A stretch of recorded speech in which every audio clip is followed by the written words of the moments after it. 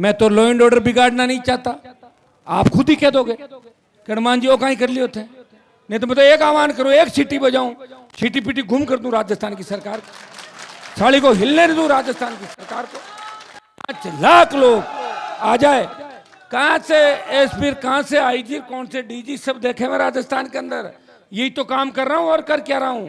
मैंने यही तो विद्या सीखी है कि संघर्ष।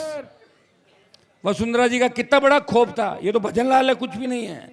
तो वसुंधरा जी चली गई। गहलोत साहब के बेटे को हराने के बाद जिस तरह कांग्रेस ने यहां गुंडागर्दी करी उस समय, उस चुनाव के अंदर, तब आप बताओ क्या खौफ था। फिर भी आप लोग सत्ता के उस पर पहुंच गए। भाइयों, इस चुनाव में मैं इतना ही आपको कहूंगा, आप एक बार बात सुनो, इधर मेरी बात सुनो। 5 करोड़ एमपी का पैसा और 5 करोड़ एमएलए कोटे का पैसा। आप बताओ 23 नवंबर में कौन एमएलए बना खींवसर का? मैं बना, आपने जिताया। और अब कौन सा महीना आ रहा वापिस? नवंबर। 1 साल का बजट कौन खर्च करेगा जब तक दूसरा एमएलए नहीं बन जाता? मैं करूंगा। मैंने लिखा, मैं हाई कोर्ट गया, फैसला भी आएगा हाई कोर्ट का, हो सकता है आजकल में लेट हो जाए। 5 करोड़ वो रोक लिया और 5 करोड़ ये जो मैंने जिले की जनता से माफी मांगी।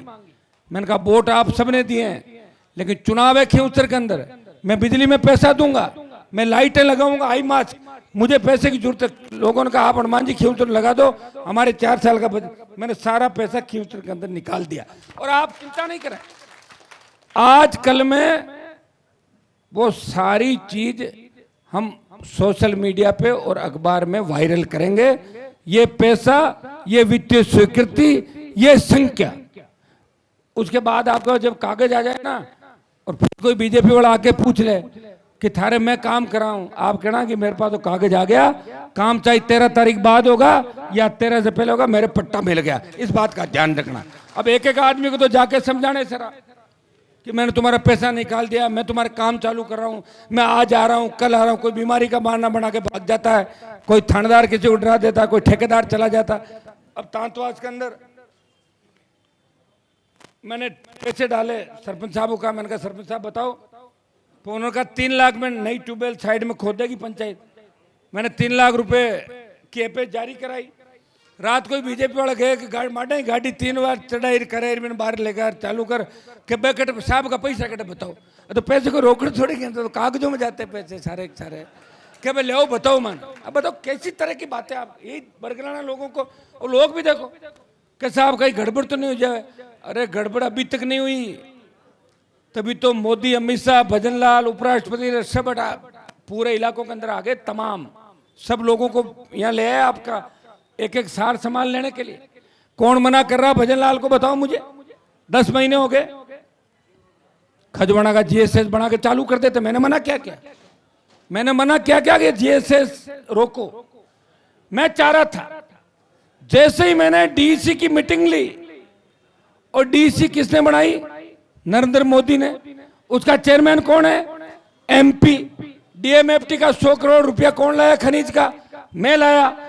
ज्योति मिर्जा बोली कि डीएमएफटी का पैसा तो हनुमान खर्च कर गया, इसलिए मैं तो कांग्रेस छोड़ रही हूँ। कांग्रेस इसलिए नहीं छोड़ रही हो, ईडी की रेड पड़ी इंडिया बुल्स पे, इसलिए भाजपा के अंदर जाना, नहीं तो वो गिरफ्तार कर लेंगे।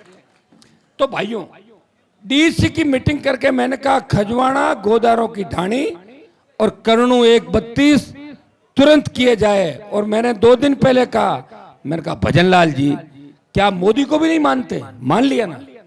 मंत्री भाग के आया और बोला हम ये कर रहे हैं। तुम थोड़े करो, कर दिया हमने पहले ही। तुम कुछ नहीं कर रहे हो, मैं कर रहा हूं। और मैं जो कर रहा हूं उसका धन्यवाद लेने के लिए तुम यहां पे दौड़ दौड़ के आ रहे हो। हमारे ट्यूबवेल निकाले, कितने ट्यूबवेल स्वीकृत कराए, कितने भेजे, कागज बीच में पड़े हुए, खूब सारी सड़कें लिखी। सरकार के अंदर बात चली कि हनुमान जी की अगर सड़क रोक देंगे तो बड़ी दिक्कत होगी। एक काम करते हैं, कुछ सड़कें देख लो, बीजेपी वाले और हनुमान जी की कॉमन है क्या? तो कॉमन क्या, लोग आगे तो कहीं दे देते बेचारे, सीधे होते हैं लोग।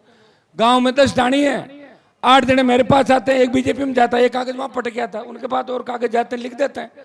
तो कहा ऐसा करो, हनुमान जी की और बीजेपी की कॉमन कौन कौन सी कागज देख लो कि ये कॉमन, इनको अभी निकाल दो, बाकी। मैंने कहा रोक कैसे सकते हो भाई, बाकी कैसे रोकी मेरी सड़कें बताओ। मैंने जब कहा तो इन्होंने तमाम छोटी सड़कों के तकमीना बना के मंगा लिए और उनकी स्वीकृतियां जारी कर दी, लेकिन वित्तीय स्वीकृति और जारी नहीं कर, उनको भी टेबल के नीचे रख लिया कि 13 नवंबर का चुनाव होगा, उसके बाद कर देंगे, कोई फर्क नहीं पड़ेगा जब वोट पड़ जाए। तो मैं तमाम भाइयों को कहना चाहता हूं कि मेरी जो भी घोषणाएं, जो काम चल रहा है वो तो रुकेगा नहीं, चल ही रहा है, लेकिन जो छोटी सड़कें हैं जो अब आई है, मुझे कोई कह रहा था कि साहब बोर्ड के पास खड़े होकर खुद ही फोटो खिंचा रहे हैं, कोई एमएलए नहीं, एमपी नहीं, हर कोई लेके कह रहा कि मैंने सड़क करा दी। अरे यार सड़कें थोड़ी ऐसे कोई बोर्ड थोड़ी मिलता है, एमएलए एमएलए होता है, एमपी एमपी होता है। जब लोकसभा चलेगी एमपी अंदर बैठेगा, विधानसभा चलेगी एमएलए अंदर बैठेगा, तो दूसरा व्यक्ति कैसे जा सकता। प्रधान प्रधान होता है, सरपंच सरपंच होता है, सरपंच के लेटर पैड में मैं थोड़ी साइन कर सकता हूँ, वो तो सरपंच ही आबादी की जमीन में पट्टा देगा, ये एमपी को अधिकार नहीं है, सरपंच को अधिकार है, वो किसी को भी प्लॉट दे सकता है। ताकतवर ग्राम पंचायत है, नगर पालिका का चेयरमैन किसी को भी दे सकता है जमीन, नगर पालिका क्षेत्र के अंदर, वो ताकतवर होता है। हमारे पास दूसरे काम है, संघर्ष है, लोकसभा के अंदर आवाज उठाना, ये प्रयास करना, किसी की जांच करवाना। हाँ जांच में हो सकता है थोड़े समय के लिए कोई बच जाता है, लेकिन बचता नहीं है, उसको लपेटे में आना ही पड़ता है। और मैं कागज किसी खिलाफ लिखता ही नहीं, लेकिन मैं जिनके खिलाफ कागज लिखता हूं ये तय समझ लो कि उस कागज पे कार्रवाई होगी, आज नहीं तो कल, कल नहीं तो परसों, और परसों नहीं तो पल्ले रोज। मेरे भूलने की बीमारी नहीं है, और सब बीमारी हो सकती मेरे पास, याद बहुत रखता हूं, मेरे लोगों को भी बहुत याद रखता हूं, और मेरे लोगों को तकलीफ देने वाले लोगों को उससे ज्यादा याद रखता हूं। इसलिए आप चिंता नहीं करें, परेशान नहीं हो आप लोग, समय आपका है, 13-14 दिन का समय निकालना है, सावधानी से, तेज गाड़ी नहीं चलानी। हाईवे पे गाड़ियां रहती है, कोई 5-50 का चालान कट जाए नाराज हो जाओगे, मैं गाड़ी छोड़ो बार बार बोर्ड को, ये मत कर लीजिए, आप समझ गए ना। गाड़ी की स्पीड धीमी, मैं वैसे ही रैलियों में कहता हूं कि 60 की स्पीड, 80 की स्पीड, और मैं साथ रहूं, फिर चिंता करने की आवश्यकता नहीं, कहीं कूच कर दो कौन रोक रहा है, मैं तो चल ही रहा हूं तुम्हारे साथ, फिर कोई दिक्कत नहीं, लेकिन मैं इतना तेज तुम्हें नहीं लेके जाऊंगा। थोड़ा सा ध्यान रखें लॉ एंड ऑर्डर का, कानून व्यवस्था का। बीजेपी के लोग इस बार वोटों में कम है, उत्साह नहीं है, मैं देख रहा हूं सोशल मीडिया के ऊपर।